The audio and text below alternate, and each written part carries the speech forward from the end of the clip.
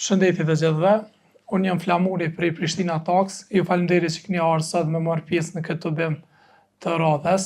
Sot e kemi kënaqësinë të prezantoj një mysafir të veçantë, Shasivar Kabashin, i cili është studiues dhe historian i historisë, për momentin është student i doktoratës në Universitetin e Stambollit ndër të Turqi, me fokus të veçantë ka historinë e shekullit të 12 dhe 13, saktësisht rreth nacionalizmit dhe lëvizjeve nacionaliste shqiptare, por edhe shqiptarëve në përgjithësi gjatë asaj epoke. Sot do të na tregojë rreth librin të cilin e ka përkthyer nga Osmanishtja, libër i cili fillimisht është shkruar me shkronjë arabe, pastaj autori në fakt përkthyesi e ka përkthyer në gjuhën osmane me shkronja latine dhe në fund në gjuhën shqipe, por më shumë rreth librit i cili do të na tregojë një prej momenteve më kulminante të historisë tonë shqiptare, do të flas vetë autori, përkthyesi në këtë rast, po i them edhe autor për shkak se përveç përkthimit ka kontribuar edhe në mënyra tjetër duke pasuruar me komente. Në fund ju do të keni mundësi të parashtroni pyetje për Shasivarin, po ashtu e falenderojmë autorin që ka sjellë nga një libër dhuratë për neve që jemi prezent këtu. Vali, mëndesh të fillosh. Faleminderit. Si gjithmonë kënaqësi të jem në mesin e juaj. Libri ka, domethënë, sa ditë që ka shijuar promovimin e parë dhe tashmë po vazhdoj me disa vende, mesin e tyre jeni edhe ju, dhe vërtet po ndihem mirë në mesin tuaj. Libri është i veçantë, siç e thatë edhe ju, për shkak se ka vetë një histori shumë interesante, domethënë të rrugtimit të vetë, të nis prej vitit që ndoshta ai paraprin atij vitit të mbrapsht të historisë tonë, pra 1912-13, kur vetë se kishim humbur luftën ballkanike, luftën e parë ballkanike, autori vetë ushtarak osman, i cili kishte shërbyer si komandant i artillerisë, duke filluar me çabratin e Gjakovës, pastaj edhe prezent në disa nga ngjarjet kryesore gjatë luftës parë ballkanike, të përfshin një nga betejat e mëdha siç është ajo e Kumanovës, pra rënja e Shkupit, beteja e Manastirit, deri në Tepelen dhe përshkruan edhe ngjarje nga ai trekëndshi i njohur në historinë tonë, trekëndshi i Vlorës, gjithashtu edhe beteja e famshme ose dorëzimi i Janinës. Pra, historiografisë sonë besoj i ka mungu, megjithëse duhet në këtë pikë të jemi korrekt me ata që kanë punu paraprakisht para nesh. Në këtë rast dua ta përshëndes edhe profesorin Muhamet Mofaku, i cili ka bërë një përkthim të librit, dhe atë e kemi kuptuar masi që është botuar libri, faktikisht masi që është dërguar për shtyp, nga se patjetër që do ta përmendim edhe në hyrje, si shkrim në Institutin Albanologjik në vitin 1985, mirë po jo asnjëherë si libër. Pra si libër vjen për herë të parë, dhe profesori ka përkthyer atë nga arabishtja për shkak se i kishim dy versione faktikisht. Unë kam menduar që në Kairo kur është botuar në osmanisht, mirë po atje është botuar në arabisht. Pastaj gjatë luftës parë botërore në 1915 botohet edhe në Stamboll, pra. Po botohet në osmanisht pasi që autori supozohet, domethënë, që i ka dhënë leje një nga shoqatave që ta përkthejnë atë, dhe ashtu ka mbetur, pra, për diku i bie më shumë se 100 vite, apo.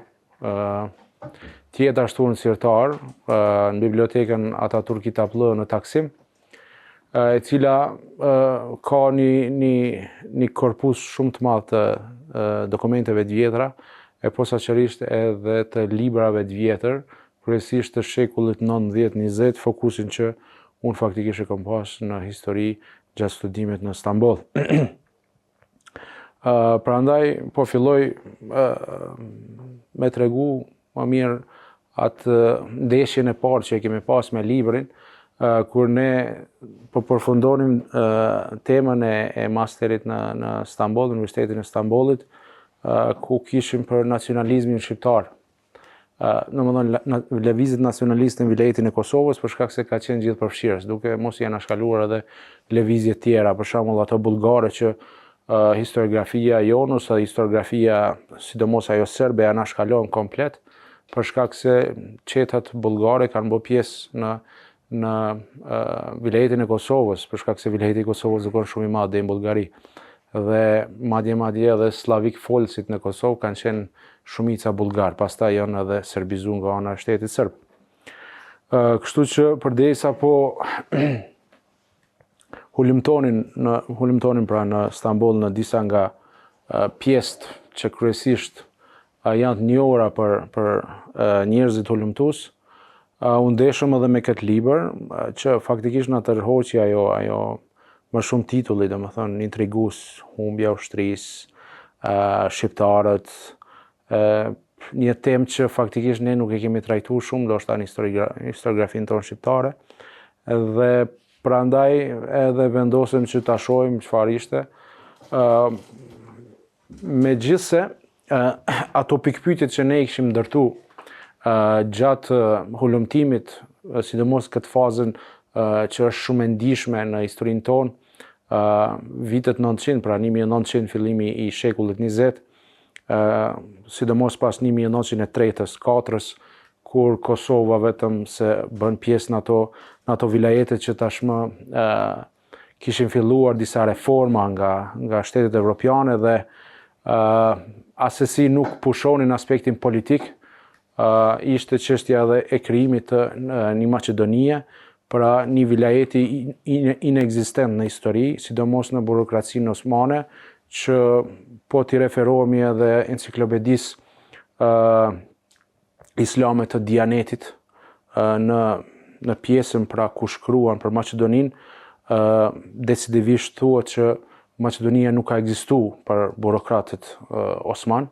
Kjo ka përfunduar me antikitetin edhe me një periudhë të mesjetës, pra termi Maqedoni dhe nuk është përdorur më, mund të themi deri ka shekulli 14-15 aty, përfundohet, kurse pas shekullit 17-18, kur ka dhe një ekspanzion zgjerimit edhe ndikimit politik të shqiptarëve, ajo është inekzistente për burokratët osman, pra termi Maqedonisë, dhe për shqiptarët ka qenë e papranueshme shkputja e një vilajetit dhe krijimi një vilajeti të ri inekzistent, siç ka qenë domethënë tentativa për më kriju vilajeti i Maqedonisë, për shkak se i mirë ke territorit të Kosovës, vilajetit të manastirit, Selanikut edhe një pjesë të vilajetit të pra qytetit të Edines, dhe për shqiptarët normal që ka qenë kjo e papranueshme, për shkak se ata në atë kohë sidomos ishin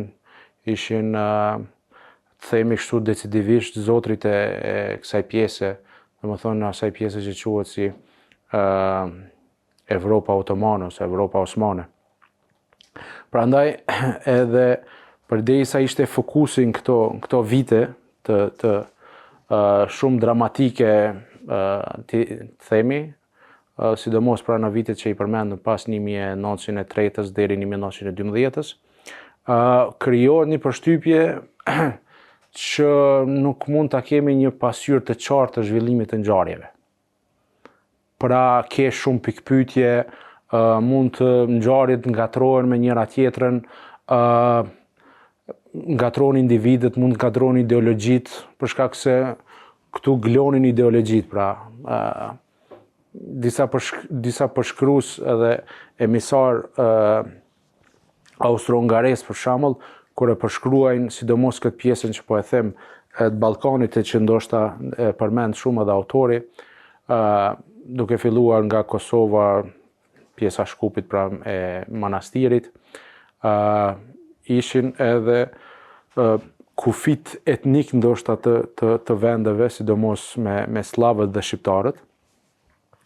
Prandaj edhe ideologjitë të ardhura nga Rusia, kryesisht panslavizmi, helenizmi, e ideologji tjera që i kemi pra në fillim ose në fund të shekullit 19 dhe fillim të shekullit 20, ndeshen dhe aty nuk mund ta krijosh një pasqyrë, një puzzle të gjithë përfshirës të ngjarjeve. Prandaj dhe momenti kur ne ndesh me këtë libër, sikurse i dha përgjigje edhe shumë pikpyetjeve që na kishim ngrit. Për shkak se ndoshta nganjëherë sa më shumë që ke burime, ato ka një potencial që hulumtusin me vendos në mur dhe nuk dit ja përgjigje faktikisht një situatë të caktuar. Mirë, po nganjëherë na duhet ajo mikrohistoria që quhet, kjo sigurt që bën pjesë në mikrohistori. Po të shikojmë në aspektin e historisë shkencore, kjo nuk është si burimi i parë, ta duhet ta dim, për shkak se është një rrëfenjë subjektive e një autorit dhe është pra narrativ subjektive. Për shkak se secili nga ne po të shkruajmë një libër, sado që mundohemi të jemi objektiv, përsëri mbesim në atë subjektivitetin tonë. Ndonjë gjë nuk mund ta themi ose jo. Mirë po, në atë përshkrimin e këtyre ngjarjeve që ne i përmendëm, përplasjeve, sidomos nacionalizmat që lindin, autori i jepte përgjigje shumë pikpyetjeve që ne tashmë kishim. Prandaj edhe ne vendosëm që ta përkthejmë me një dëshirë shumë të madhe. Më kujtohet ka qenë viti 2017, ka qenë Ramazani i vitit 2017. Unë sa po u ktheva nga studimet master në Turqi, pra u ktheva në Kosovë, edhe gjatë Ramazanit kom fillu me përkthy faktikisht 2017. Në ato netët, në ato pjesët kur ish mes asaj periudhe pas jacis deri në syfyr ndoshta, do fleta shumë të mëdha përkthy në atë kohë. Pastaj është përfundu në Ramazanin e këtij vitit, pra. Ato fjalit e fundit i kemi shkruar si përkthyes në këtë Ramazan dhe ka qenë emocional për mua, të themi kështu, për shkak se tregon një prapaskenë të cilën dokumentat mund ta thojnë mirë, por nuk mund ta shpjegojnë aq bukur, ndoshta me 2-3 fjalë. Edhe kjo e bën më të bukur për shkak se ndoshta vetë edhe karakteri i ushtarakut. Ushtaraku nuk është filozof, ushtaraku është njeri që është i prerë, pra gjithë jeta e tij është ndërtuar me atë po ose jo, bën ose s'bën. Pra nuk hyn në shumë, domethënë, analiza të thella, mirë po ashtu si e shes me atë syrin e prehtë të ushtarakut, domethënë i jep një përgjigje ngjarjes. Prandaj edhe në ato farë lëmshin ton që është kriju në kokë, sidomos në ato vitet që për mua është një rrugtim bajagi i zorshëm. Ky i dha një përgjigje shumë direkte, shumë të prerë, shumë të qartë ngjarjeve. Dhe tash duhet të futem edhe në pjesën e ngjarjeve, domethënë çka thot autori. Ku është ai filli i problemit? Për shkak se kemi një problem këtu. Pra pse duhet të ekzistojë ky libër? Është përgjigja që ekzistojnë libra të tjerë. Pra ky libër është bërë si përgjigje për librave të tjerë. Kush janë libra të tjerë? Libra të tjerë janë libra të cilët kjo nomenklatura e njohur e bashkimgjinjeve që përmendet libër mund ta shihni aty, kam dhënë sqarim, ose Itihad qëllar quhet në turqishte. Pra vjen prej bashkimit, edhe fjala Itihad është bashkim. Edhe në Shqip në atë kohë janë hap shumë klube bashkimi. Pra ka pas klubi bashkimi i Shkupit, bashkimi i Manastirit, bashkimi i Stambollit, bashkimi i Vlorës. Për shkak se janë kënd gjithë pra në ato që historia ndërkombëtare ndoshta i njeh si Young Turks ose John Turqit, pra prej turqishtës, prej frangjishtës, që e ka absorbuar edhe historiografia jonë. Mirë po në atë kohë si duket, Këtë term shqiptarët e kanë përdorur në Shqipe, bashkimgjit i kanë thonë, dhe këtu kemi edhe një argument kur vetë ai krijuesi i himnit turk, domethënë të Republikës Turqisë Mehmet Akif Ersoje përmend si bashkimgjillar, domethënë e përmend trajtën shqipe, e që vlen me kuptu që në atë kohë pra është përdor ky term. Pra këta kanë qenë një lëvizje progresiste e themeluar në 1889 në përvjetorin e 100 të revolucionit francez, pra me parimet e egalite, fraternite edhe egalite, a thash, fraternite edhe liberté. Po konë edhe një po e kanë heke, ka qenë mortalite, vdekje. Mirë po pastaj, pas revolucionit mbesin veç të trija, domethënë, të tri parimet. Edhe normal që për shkak se nuk ishin ekzistuar më parë në territorit dhe në shoqërinë otomane ose osmane, fillojnë të shpërndahen këto ide dhe themeluesi i saj faktikisht është një shqiptar, është nga Struga Ibrahim Temo, një doktor, pra mjek, i cili e themelon në parkun e Gylhanës që është afër pallatit të sultanit, kanë shku më afër nështë për mes mi kuptu që jena shumë afër juve, edhe me disa student tjerë, gjithashtu ka qenë edhe lindasi jonë tjetër, Dervishima. Dervishima ka qenë nxënësi më i dashur i Ibrahim Temos, dhe Ibrahim Temo ka qenë baba i ideologjik i Dervishimës. Dervishima nuk e ka pas këtë emën, e ka pas Ethem, mirë po për shkak se ka një herë u vesh si dervish edhe ka udhëtuar në për troje shqiptare, i ka me edhe ky emën. Pra këta janë progresista të cilët lëvizjet majtiste në Evropë i kishin absorbuar. Për shembull, Dervishima ka qenë me një, nuk e di sakt me një dhomë, mirë po me një objekt me Leninin në Gjenevë ka banu bashkë. Aje ka botu gazetën e tina, pja Rojamnin tashi, ka qenë gazeta e parë që komunistat e livdojnë në Gjenevë, kurse Dervishima ka pas revistën Albania, pra bashkë kanë qenë, mirë po Dervishima nuk ka qenë asnjëherë komunist. Ka qenë thjesht një socialist, soft me thonë, asnjëherë nuk e ka pranu këtë pjesë, megjithëse nuk e ka mri shumë komunizmin rus, mirë po pa dalë për temës, dua të them që këtë lëvizje, e cila është progresiste, kundër konservatorizmit, për shkak se përplasjet mes progresistëve dhe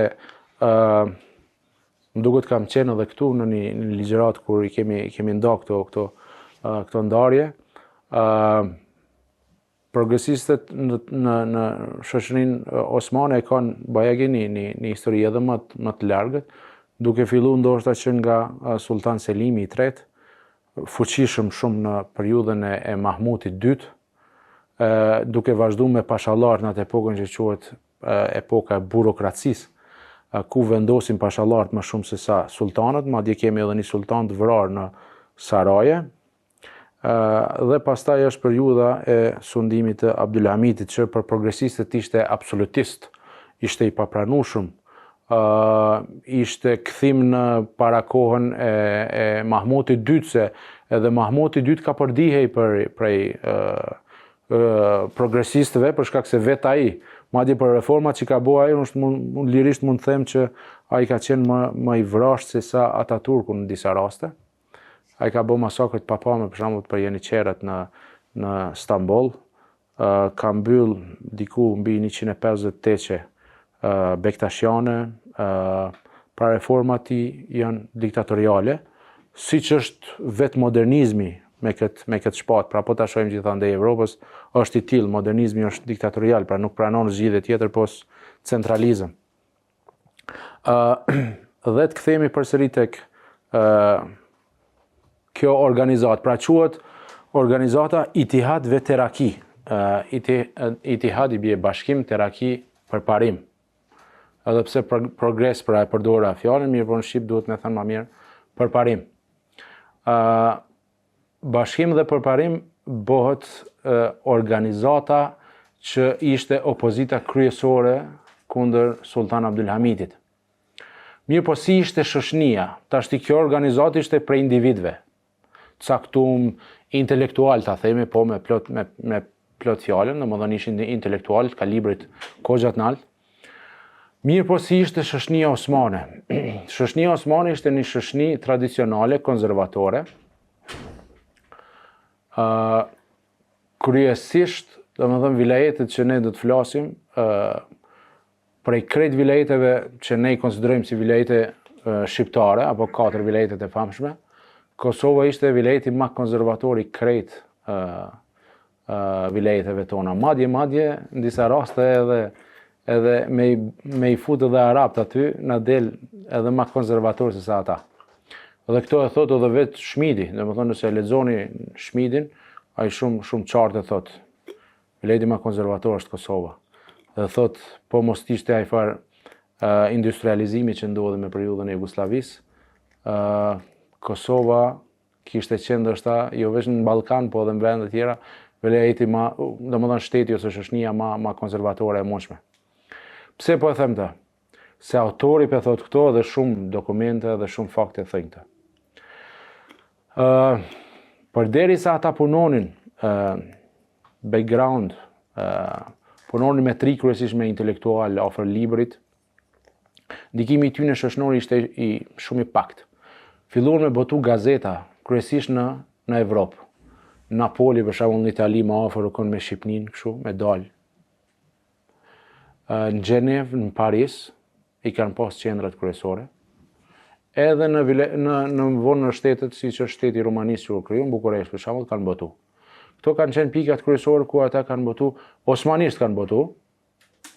Domethënë nëse marrim gazetën për shembull kemi Napoli, osmanisht është botu, në frangjisht është botu, domethënë në Paris është botu në osmanisht, ka pas edhe pjesë normal frangjishte, gjithashtu edhe në Londër.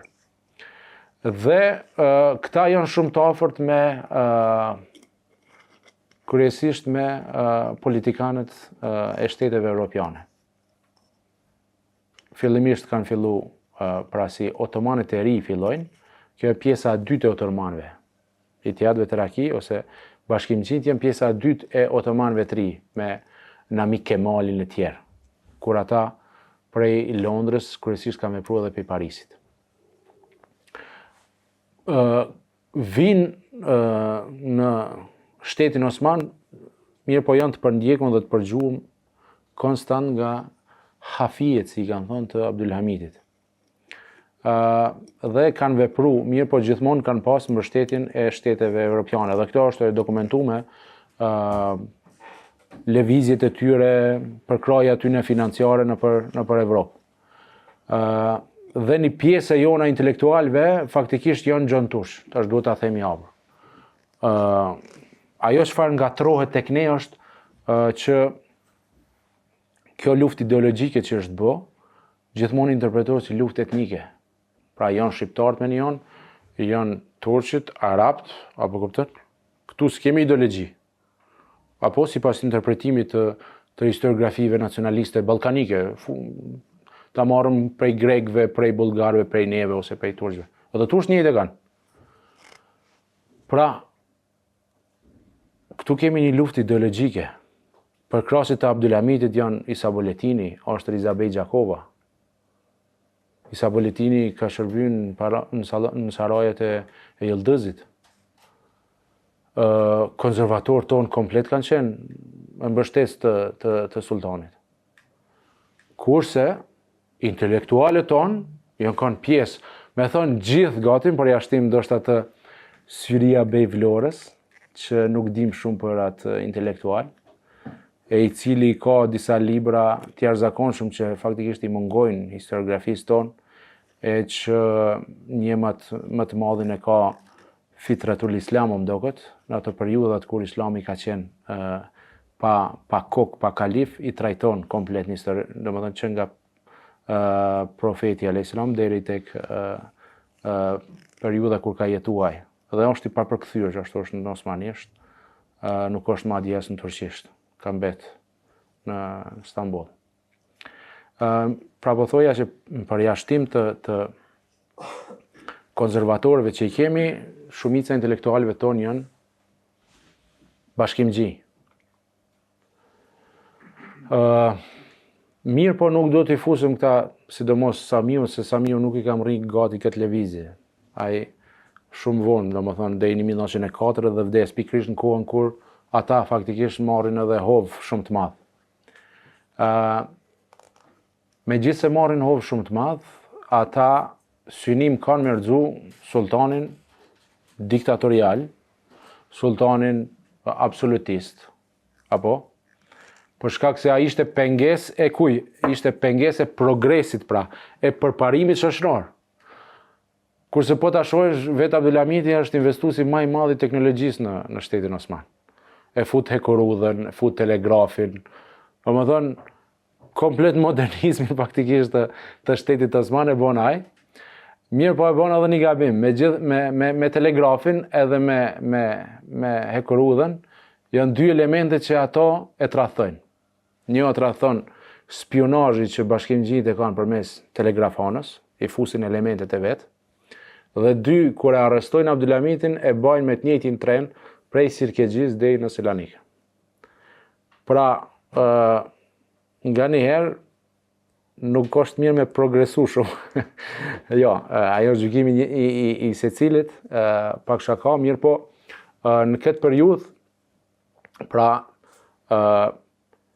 bashkimgjinjet vetëm se afrohen deri te ai viti i famshëm 1908. Me elementet që i fusin, dhe qendrën e kanë pas në Selanik. Selaniku ka qenë kryeqendra, si me thonë, Jeruzalemi i hebrejnjeve.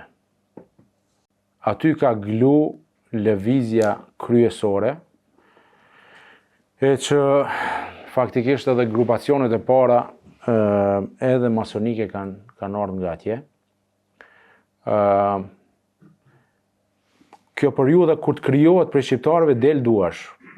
1909 i del duar shqiptarëve dhe shqiptarë si intelektual rreshtohen në opozitë. Ibrahim Temo i pari. Asnjë mbledhje nuk është fillu pa të, pa fjalimin e tij, që nga 1889. E 98, fali. Pse sa e ka qenë nishi i gjentuzhve. Asnjë mbledhje, domethënë ai fjalimi hyrës ka qenë prej tij. Mirë për 1909 e shohim që Ibrahim Temo vetëm stopohet dhe bie, domethënë organizata bie në duart e disa zabitëve që ishin shkolluar në Gjermani. Dhe këto e shohim edhe përmes musteqeve të tyre, ose mustakut të tyre, për shkak se kur t'i shohim gjëntush dhe ata i kanë pak më ndryshe se si unë qështu, për shkak se vinë prej Gjermanisë, dhe në Gjermaninë atë kohë, ushtria kryesore i ka pas gjata këto. Aty vreje, domethënë ndikimi gjerman fillon në perandorinë osmane, cilët ishin shkolluar, mirë po nuk ishin ai përgatitje intelektuale shumë të madhe, ishin ushtarak. Tash me gjithë respektin për ushtarak, po jo në këtë nivelin që e fola unë deri tash, pra të intelektualëve. Dhe ata fillohen domethënë të krijojnë një grupacion. Për shkak se ushtaraku është shumë afër me revolucionin intelektualin, ndoshta mund të teoretizon me revolucionin, apo? Mirë po ushtaraku mund me të sjellë domethënë vërtet revolucion, dhe ata e bëjnë këtë gjë në Kosovë. Faktikisht në Kosovë fillon ngjarja. Mblidhen një rastësh në Prizren, kur një kokë e derit në xhaminë e Sinan Pashës i trazon sidomos muslimanët e Prizrenit, edhe ata të lumës janë më të vrashë se sa prizrenalite asaj kohe, të cilët i rrethojnë lagjet krishtere të Prizrenit edhe dëshirojnë që të hakmiren me i farë mënyrë për atë farë provokimin. Shemsi Pasha ka qenë i general shqiptar, besnik i Abdulhamitit, Kan Kardesh ose vllai i Gjakut i ka thonë edhe Isa Boletinit, nga Mitrovica me një urgjencë shkon në Prizren dhe i qetëson gjakrat e shqiptarëve, thotë, ma leni mu këtë punë se kjo është një provokim nga ana austro-hungarezëve për me marrë protektariat mbi krishterët, domethënë me kriju një ngjarje, pastaj me marrë protektariat. Dhe përderisa ai po qetëson të shqiptarët në Prizren, një grupacion prej shqiptarëve, një shqiptarit faktikisht, tjetër në Resne, Niazi Bej Resneliu, del atje dhe shpall atë farë luftën e tij për kushtetutën. Dhe Shemsi Pasha është i detyruar që ta merr një grup shqiptarëve të shkojë ta rrethojë faktikisht. Tu jemi të fol veç për shqiptar. Nuk jemi të fol për plasje etnike. Domethënë deri tash sa evrejtët, nuk kemi një rreshtim turq ose shqiptar. Pra janë shqiptarët konservator dhe janë shqiptarët përparimtar ose progresist, apo? Përderisa Shemsi Pasha po shkonte në manastir, ata vetëm se në natën e paraardhjes të Shemsi Pasha kishin marrë vendim për herë të parë me dalë në atentate. Dhe Shemsi Pasha do të vritet në manastir për herë të parë, një general Osman, domethënë në atentate dilet. Dhe shqiptarët në Ferizaj mbesin pa kokë, pa dije pse janë mbledh, e din që është diçka e keqe për vatanin, siç është thënë atë kohë. Vazhdojnë të mlidhen diku 70.000 veta dhe pastaj hafijet e gjonturshve futen në mbledhje. Mesin e tyre është edhe komandanti i Gjandarmerisë Kosovës, i cili është Galip Beu, Galip Pasha, e kanë quajtur më vonë, i cili faktikisht është jahudi domethënë hebrej është, për nga etnia, është nga ai grupacioni Dönme që quhet, vetëm me emën dhe mbi emën është musliman faktikisht, mirë po, dhe ai thotë ne duhet ta marrim në dorë situatën. Ndihmë ka dhënë edhe Nejib Draga i Mitrovicës. Dhe një hoxh Shaban Efendia, që disa thojnë është i Kaçaniku, disa i Shkupit, për me i dhoni kahje islamike të bimit, mirë po që në fund thuhet që duhet ta kthejmë kushtetutën, për shkak se i ndihmojna babës tonë sultanit, edhe Turma nuk e dinte çfarë të bëj. Prandaj edhe votoi pro. Domethënë faktikisht votoi me rrexu sultanin, nuk e dini çfarë të bëj. Edhe imzat në shkrimet që i shkruan sultanit, aty e shohim, madje nëse e shikoni edhe filmin, unë kam pa veç pak sa për interesim historik, domethënë me pa. Filmi nuk është i portretizuar mirë, për shkak se është betejë e parë që Abdulhamiti dorëzohet. Thotë okay, nëse kanë thonë Kosova që me shpall kushtetutën, atëherë s'ka çfarë më bëj, kupton. Shpallën kushtetutën dhe brenda një jave kushtetuta shpallet. Pra është disfata e parë, me thonë e të parit të konservatorëve. Kështu historia vazhdon, kundër revolucioni, përpjekjet e shqiptarëve tashmë janë dëshmume, mirë po një gjë duhet me ditë. Libri ato çka e thot me 2 fjalë, me qindra dokumenta e thojnë Stamboll. Pra shqiptarët këtë kryengritjet që i kanë bë, këto e presish më vonë, i kanë bë me fetva. Asnjë kryengritje e Kosovës nuk ka ndodhur pa pëlqimin e ulemas, dhe jo shqiptare. Ajo ka qenë ulema prej Halepit. Ulemat kanë qenë arabë.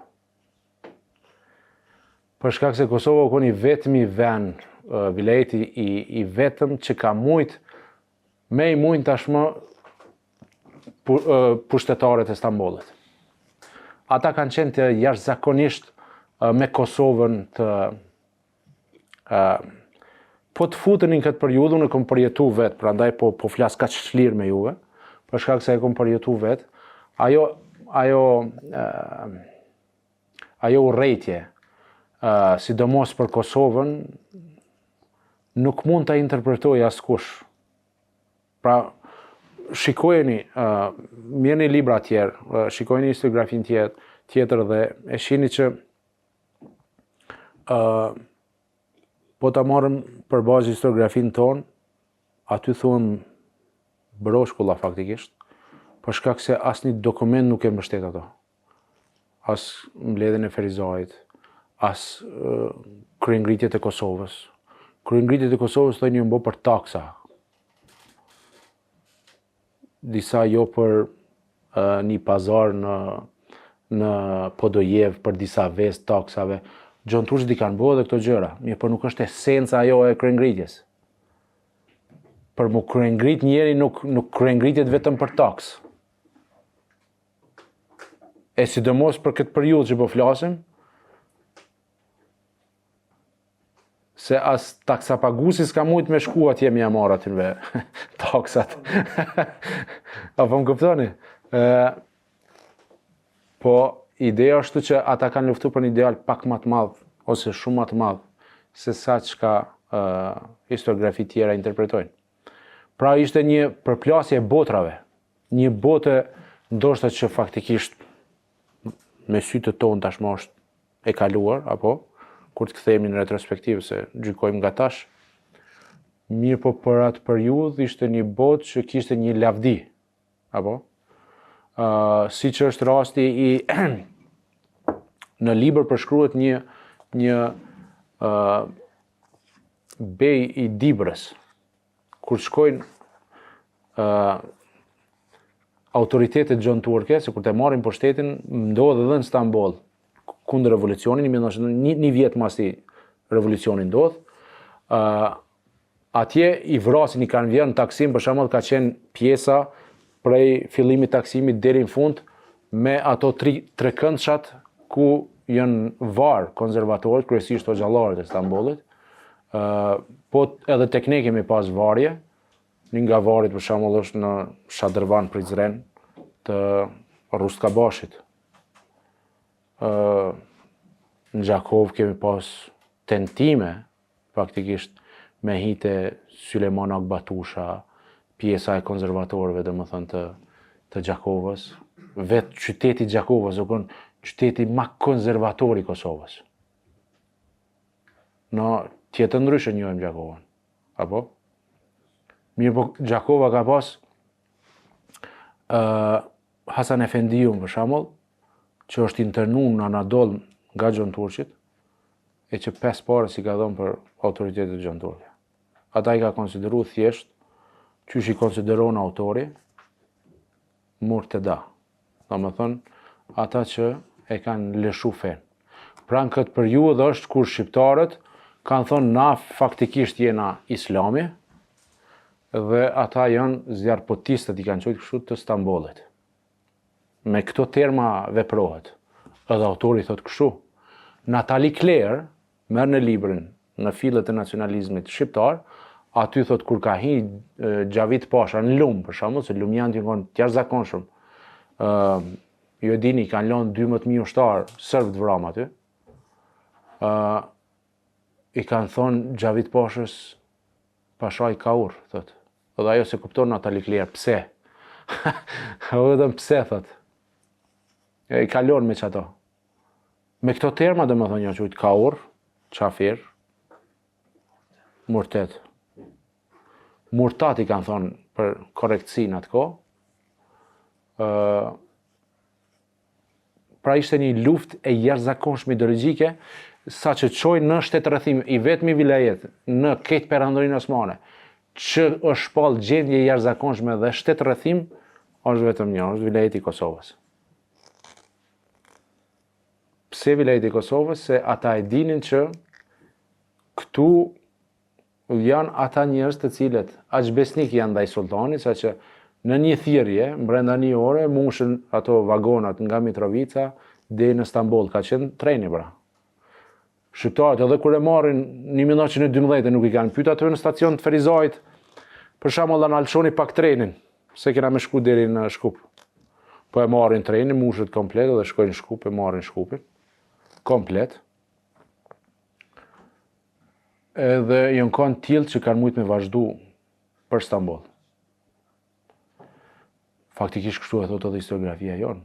Ka pas mos pajtimi mes Hasan Prishtinës edhe Rizabej Gjakovës. A i ka thonë, tash palën pavarësinë, apo? Në Shkup. Ata thënë, jo, çfarë pavarësi, kush ka folë për pavarësi? Pra, ne kena me shku në Selanik për me çliru, domethënë, sultani, pastaj me shku në Stamboll.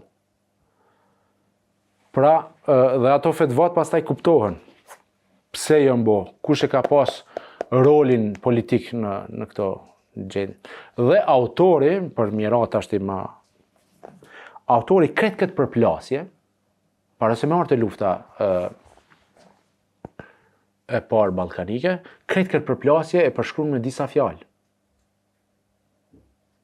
Pra thot, ata kanë qenë në anën e drejtë historisë, kurse këta nuk kanë qenë në anën e drejtë historisë. Po flasë për historinë tonë. Pra, autori betohet, thot, unë jam turk, pej none pi babe, nuk kom kur gjo për shqiptarve, edhe pse i kom pa disa shkrime që tentohet, dhe më thënë, mu lidh, dhe më thënë, jo, grune ka pas shqiptara, disi, edhe ne i bëjmë kështu, jo, Hasan Kaleshi e ka pas gruën sërbe kësi fargjonash, mirë po ky vetë në liber, dhe une as një gjo, se e di thot kur dojnë sulmojnë ata, po kupton? Nëse unë e them një fjalë, pra ata kapën aty. Pra ky ka një lidhje diku me shqiptarët. Thot unë e betona në Zotin, e muslimanëve, Gjenabi Hak, që i thojnë, se s'kam kur gjonë, thot, me shqiptarët. Thot unë jam turk pi nane, pi babe, po du me thonë hakikatin që ka ndodhë. Edhe thot hakikati është që shqiptarët jenë konë në rreshtimin e duhur historik. Ku kanë luftu, thot me qëtë organizatën që janë, pra autori përmen, është masonike, është sioniste, kështu më radhë, e lexoni edhe vetë në liber. E që kur t'i shojsh lëvizjet e tyre, faktikisht, përmena Selanikun, përmena komandantin e gjandarmerisë, ato puzzle-at që tipen ty me dokumenta tjera vetëm të plotësohet me një postulat ti në ndoshta, me një varg ti. Prandaj edhe është jashtëzakonisht interesant si libër, si rrëfenjë, si narrativ, për ta kompletuar atë malangamen e gjerë, dhe më thënë të atyre ngjarjeve të jashtëzakonshme që kanë ndodhur të mos pas 1908 dhe 1909. Dhe i kemi pas kryengritjet e Kosovës, 1909, 10, 12, aksionin e armëve, në këtë Kosovën. Pse aksioni e armëve? Pse aksioni i armëve për shembull mos me pas në Stamboll? Ose pse mos me pas në Selanik? Ose pse mos me pas te vilajetet arabe? Se ata s'kan pas armë. Veç 1 miletit ju ka lejue arma në Ballkan. Ata janë shqiptar. Jo që ju ka leju, po s'kan mujt në shtë edhe me ndalu. Se si thot edhe Qerim Bej Vlora, për shqiptarin është e shenjtë arma.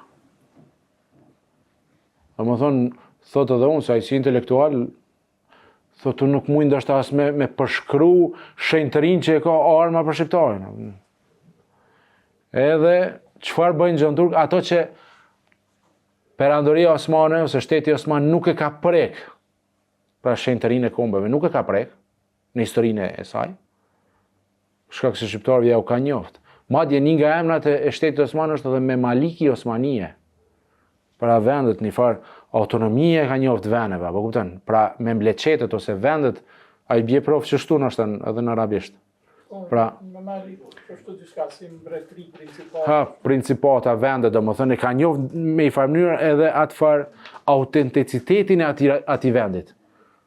Pra Shqipnia, Bagdati, ku e diune, domethënë, pra edhe vetët i ka thonë, domethënë, na jemi qëta, domethënë gjithë ky malangam vendesh. Prandaj, falni pak se nështë ta kum fol shumë.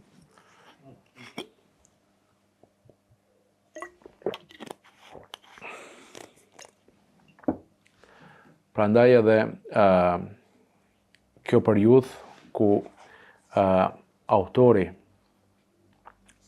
përfshin pra 1908, 1912, 13, po e them edhe një herë, për mu ka qenë një vërtetësi ose një ai peri i lëmshit ndoshta që gjihet dikun për gjitha ato ndodhi që ka ndodhur. Isha duke përmendur çarmatimin e shqiptarëve, pse nuk ndodhen ato vende tjera. Pra se vetëm Kosova ishte e armatosur. Ky jep një statistikë interesante. Thot në viletin e Kosovës dhe një pjesë të viletit Manastirit janë grumbulluar 450.000 armë, që i bie gjysmë milioni armë. E që në atë kohë shqiptarët më konsideru dhe më dhënë 2 milion këtë Ballkanin me statistika nëse flasim. Po që këto janë vetëm çka kanë mujt me marrë ata. Se kemi në rastin kur i referohet një beu të Dibrës, i thojnë autoritetet shkojnë do kësi Çunaka mi thonë ma mirë kështu ushtarak, edhe shkojnë ati beu i thojnë ti i ki 5 armë, 5 pushk, kemi këthy në divani harb, në më thonë atë farë shtabin ushtarak, ose gjykatën ushtarakë ma mirë me thonë. A i thotë po, unë i kam 5 armë i kam. Po ka thonë një pas kanë kallzu gabim. Thotë i kam edhe 25 tjera. Edhe ka thonë hajde mirë një krejt. Po ka thonë vesh një omës ma mirë një. Një ka thonë ajo shumë emocionale, ajo pikë. Thotë një e kom të vjerë në nodë me i farë mënyre, është e djallit em shahid që ka ra në Tesali. Pra qysh me marrë atë arma, po kuptem. Ajo ishte, domethënë sipas autorit, vetë arma që i kishte mbrojt perandorinë ose shtetin. Pra, nga ajo pamundësia për t'i thënë shumë gjëra që ndoshta e dim gjatë kësaj periudhe, ky me 47 faqe i ka thënë. Nuk është mundu shumë që thënë shqiptarët me të filozofua, shumë thjesht, shumë qartë. Këta kemi qenë. Dhe tashi ne kemi edhe shumë paragjykime, sidomos për këtë periudhë, një historiografia komuniste ka fillu me shkru kundër Gjon Turgjve, jo, nuk ka fillu historiografia komuniste.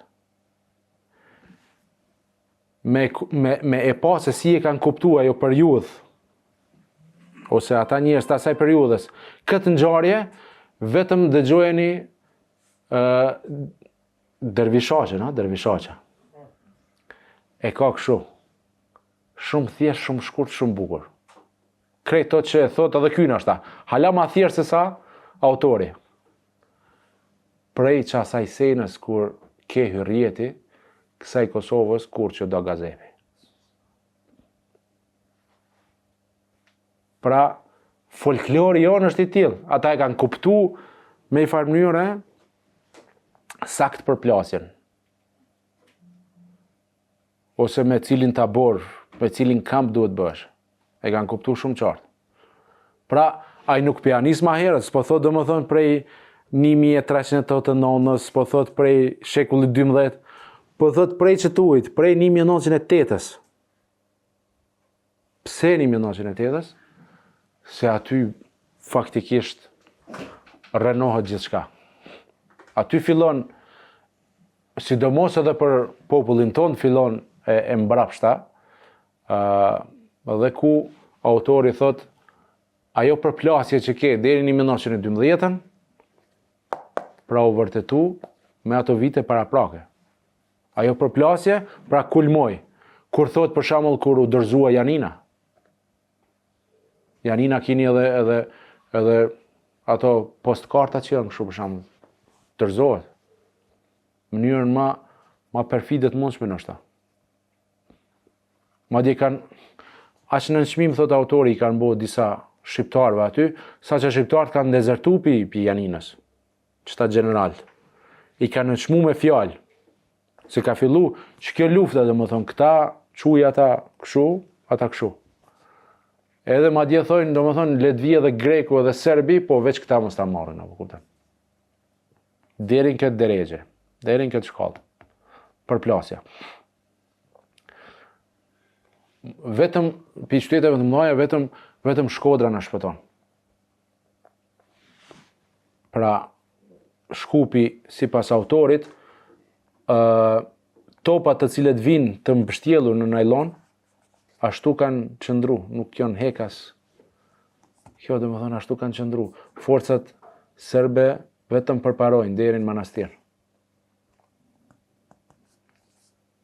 Mastaj përmend edhe disa nga disa emra që historiografia joni ka harru. Përmend Hasan Hussein Budakovën, një nga konservatorët më të mëdhenj të rajonit Suarekës, për shembull. Budakova, ju dini, ka një hapësinë shumë të madhe në art. Përmi Suarek, është malësia Suarekës. Aty ka gazetar prej Istanbulit që thojnë Xhan Turqit veç e shohin domethënë atë pjesë. Kur s'kan guxuar ushtarët mi çu aty. Dhe veç kanë hes drejt për Prizren. Kryesisht i kanë ndjek rrugët regionale ta quajmë kështu, apo si forcat serbe në luftën e fundit ndoshta. Kanë ndjekur vetëm rrugët pa u fut në vendet malore ose kodrinore malore që i ka Kosova, për shkak se aty është zonë e konservatorëve. Zona ma tutje e Prizrenit, për shembull, kur është e populluar pe fisit Kabash ndoshta, bombardohet prej Muzhlakut një pjesë afër Prizrenit. Aty bombardohen konservatorët. Pra këtu e shohim që nuk kemi një luftë etnike, se autori nuk është as shqiptar, mas pari. Por rreshtimi është sipas, ta quajmë kështu ideologji sipas pikpamjeve politike, më mirë ndoshta me thonë. Prandaj edhe në ato mundova ndoshta e kërkoj falje, u futa pak më thellë në histori, që me kuptu më mirë autorin edhe ato lidhjet që i bën me ngjarje, ato interpretimet, se interpretimi është një mesele ose një çështje në vetën në histori. Pra ti mund të pas shumë burime, pra tu mund të kemi një mal burimesh, mirë po si e thua ti është interesante. Pra interpretimi, ndoshta i njëjti tekst është si me tjetrin, mirë po interpretimi i jep atë kuptimin historik. Prandaj edhe autori unë mundova që me u fut më thellë në ato pika të ndishme që e kemi pasi përplasje, dhe jep përgjigje shumë temave interesante. Një diçka që më kujtu është edhe ramja Prizrenit, për shembull. Thot Prizreni është ra me një kalorësi të lehtë serbe. Ne s'kemi pas informacionet. Kalorësia e lehtë për kalorësinë nuk është kurrë më u fut kalorësia. Në epokën e topave që po flasim.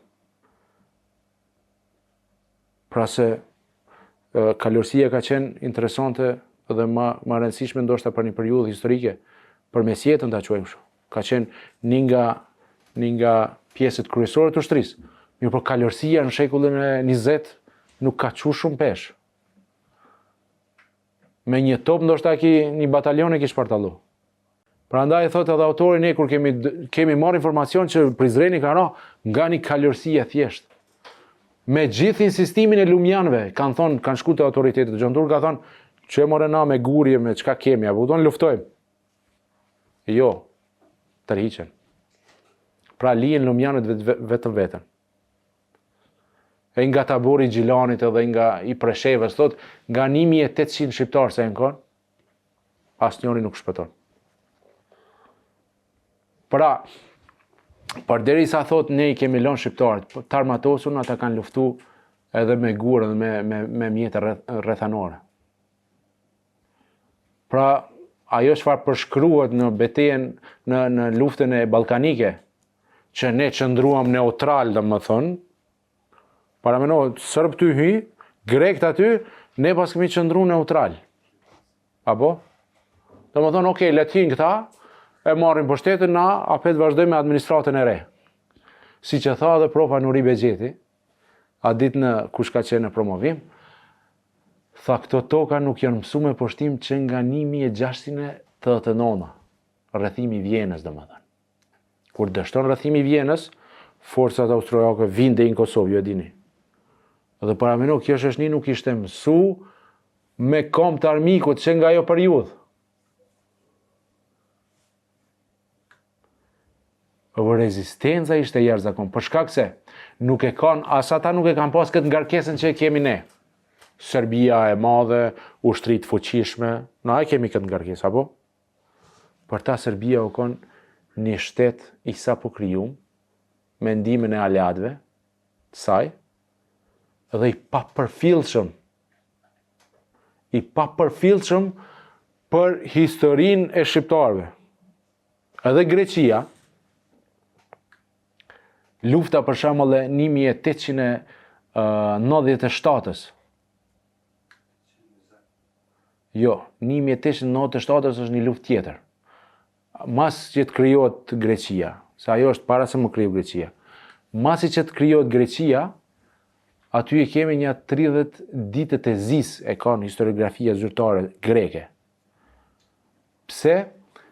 Se Tesalia, ku janë 2 qytete i jeni Sheher, janë kone, Larisa, pak para se me hinja disa kilometra, 100 kilometra i kanë ndoshta, ose më pak, deri në Athinë, o pjesa Tesalis ose Thesalis. Aty,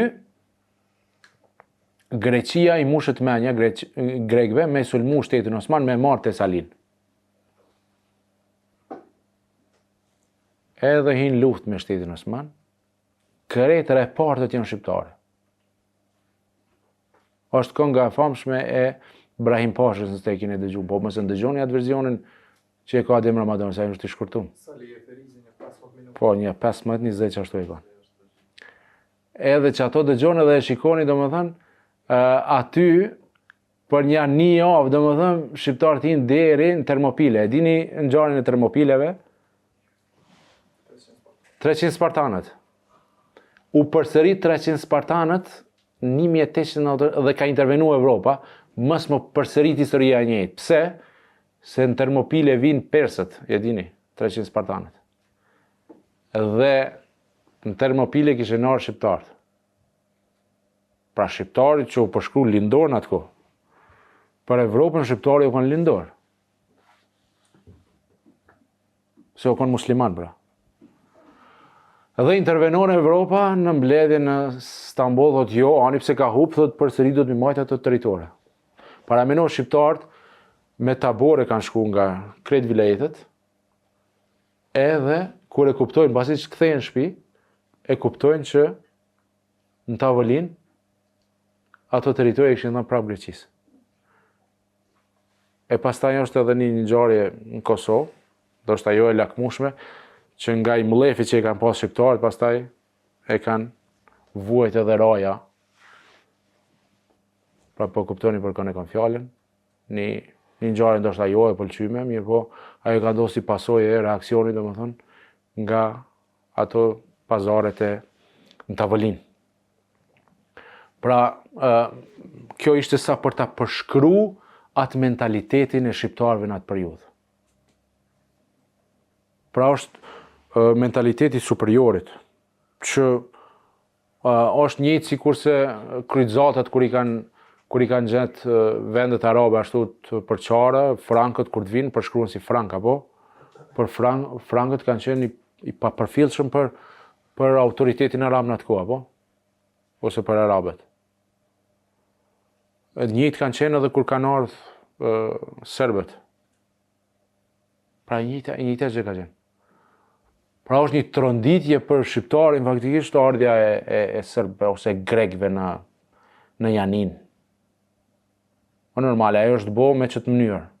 Domethënë një herë tu e fut tu i qarmatos shqiptarët. Se nuk është vetëm kjo tentativë që tregohet e qarmatosis nga Gjon Turqi, jo. Është edhe plani Mursterg, që është kriju në Austri, në Austro-Hungarinë atë kohë. Për qarmatosjen e shqiptarëve, njëjtë sikur se ka ndodhur edhe mas luftës në Kosovë.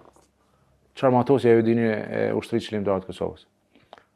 I njëjti plan është, domethënë qarmatosje për shkak se pse mi qarmatos? Se shteti Osmani ka përdor repartet jo të rregullta, siç kanë qenë bashkibozukët për shembull, në këtë Ballkanin, për me eliminu një situatë kryengritëse në Ballkan. Dhe kush janë kanë bashkibozukët? Shqiptarët. Prandaj është edhe një plan për me i qarmatos fillimisht to, me i bo si ushtri të rregullta, me i fut me institucionalizu, e pastaj me pas ata dorën e lehtë të veprimit. Se kur të bësh me një njeri qarmatos, ma lehtë mirësh vesh nështë, po kur e ki përballë një të armatosun, më vështirë është pak.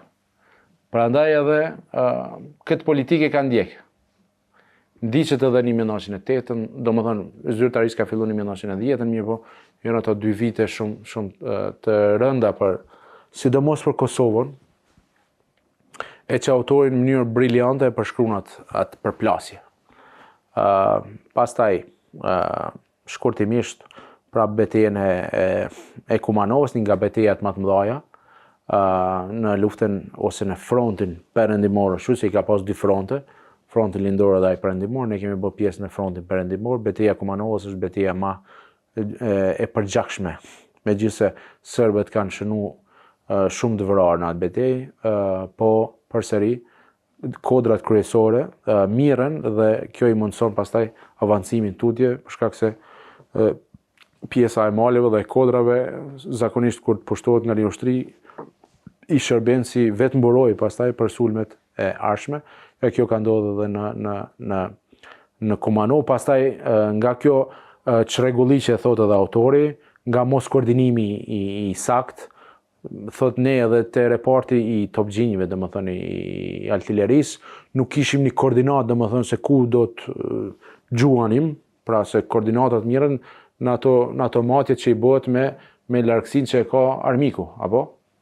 Mirë po këtu, thot, secili sipas dëshirës vet, domethënë gjuante topa dhe nuk dinte, domethënë me një farë mënyrë një shturje totale e që ky autori vet thot që